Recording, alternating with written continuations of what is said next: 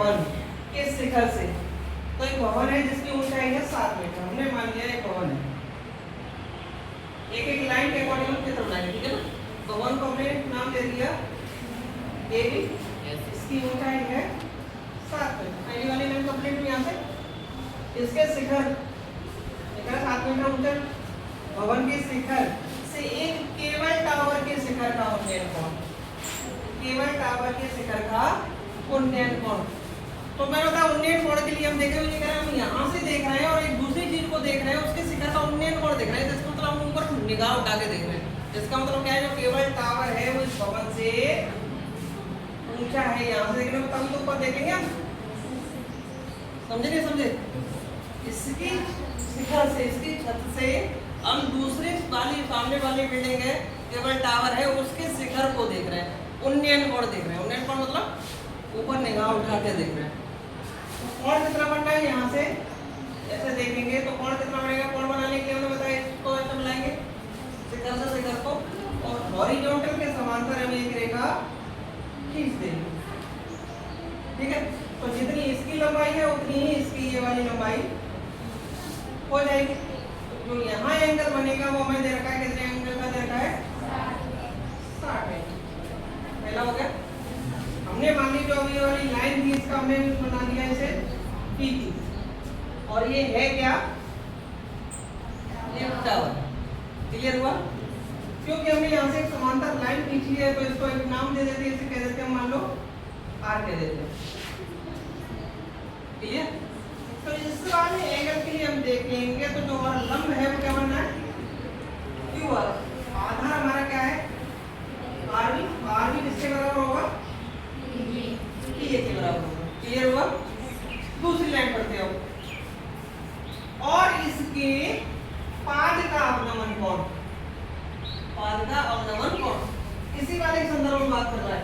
वो कह रहा है कि जब हम भवन पे छत पे खड़े थे तो टावर के ऊपर को देख रहे थे तो 60 अंश का कोण बनना था, और पाद का अवनमन कोण, अवनमन कोण मतलब हम नीचे देखेंगे, इसको देखेंगे पाद इसका, किसका पाद की बात कर रहा है, टावर की। टावर के पाद का अवनमन कोण तो ऐसे बनाएंगे, ठीक है ना। अवनमन कोण वैसे ये वाला होता है, लेकिन हमने एकांतर कोण के अकॉर्डिंग हम कौन सा कोण लेते हैं, ये वाला। समझे। ये कितना हमें दे रखा है, 45 डिग्री। क्लियर हुआ। चित्र समझ में आया। अब ये कह रहा है टावर की ऊंचाई ज्ञात करनी, तो टावर की ऊंचाई ये रही। तो हमने मान लिया टावर की ऊंचाई कितनी थी, h।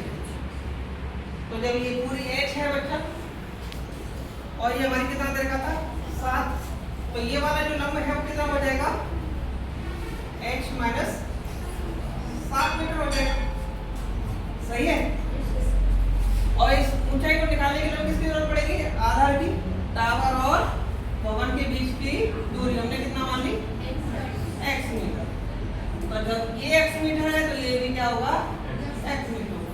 इतनी कहानी समझ में, चित्र समझ में, एक एक लाइन को समझा कर बस हम इसको सॉल्यूशन करके लिखेंगे। तो हमने मान लिया, माना टावर की ऊंचाई कितनी मान ली हमने, x मीटर, ठीक है। और क्या कहता था, भवन व टावर के बीच की दूरी हमने क्या मान ली, ठीक है। अब चित्र के अकॉर्डिंग बात करेंगे, चित्र के अनुसार बात करेंगे, ठीक है। चित्र अनुसार, चित्र के बाकी सारी चीज चित्र में है, बहुत ज्यादा डिटेल नहीं है। तो कई त्रिभुज लेके चलेंगे, तो जब 45 अंश का कोई त्रिभुज मिल जाए, कोण मिल जाए, तो सबसे पहले उसी को लेके चलो। 45 अंश से फायदा हमें ये होता है कि tan 45 की वैल्यू 1 होती है, और tan 45 तो tan का फॉर्मूला क्या होता है, लंब बटे आधा। तो जितना लंब होगा उतना ही आधार। इसका मतलब इसका लंब कितना था, 7 था, तो आधार की वैल्यू 7 मीटर आ जाएगी, आसानी से हो जाएगा। समझे नहीं समझे। तो पहले हम यहाँ से कुछ वैल्यू लिख लेते हैं।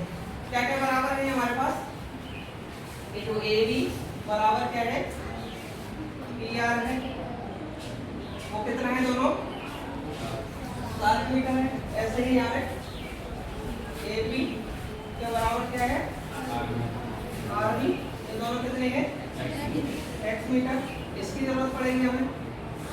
क्यू आर की वैल्यू किसके बराबर है एक्स माइनस आर।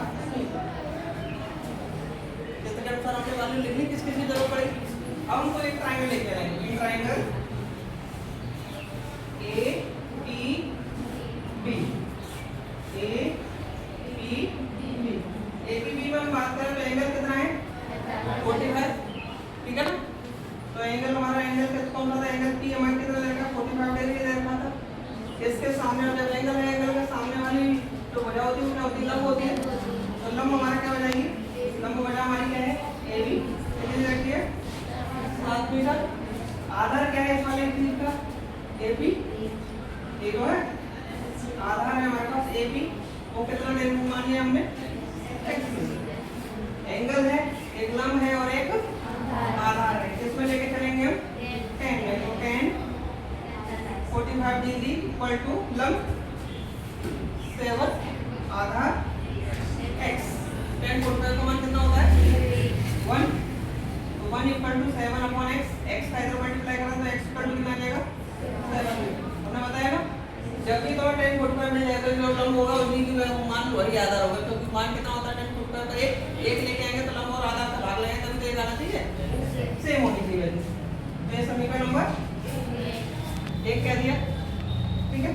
अब हम बात करेंगे दूसरा एंगल हमारा कहाँ पे था, यहाँ पे कौन सा त्रिभुज है हमारे पास, त्रिभुज क्यू बी आर। तो इन ट्रायंगल बी आर कौन सा, तो ये triangle Q B R. Q B R में एंगल हमारा कितना देखा है, एंगल बी है 60 डिग्री। बी के सामने वाली वजह लंब, और लंब हमारा कौन सी वजह है क्यू आर। क्यू आर हमें कितना मान है हमारे पास, और ये लेके से कितना है x माइनस 7। आधार हमारा क्या हो गया, आधार हो गया हमारा आर बी, कितना हो गया x। क्लियर हुआ। लंब और आधार की बात हो रही है, इसमें भी क्या लेके चलेंगे 10, तो 10 60 डिग्री इक्वल टू लंब हमें कितना देखा है h माइनस 7 अपॉन x, ठीक है। 10 60 का मान रखेंगे क्या होता है 1/3 h माइनस 7। x का मान समीकरण 1 रख देंगे यूजिंग इक्वेशन 1। तो x का मान कितना था हमारे पास 7 मीटर, x के हमने 7 लिख दिया। क्लियर हुआ। 7 का इधर मल्टीप्लाई करेंगे कितना हो जाएगा 7 × 3 = h माइनस 7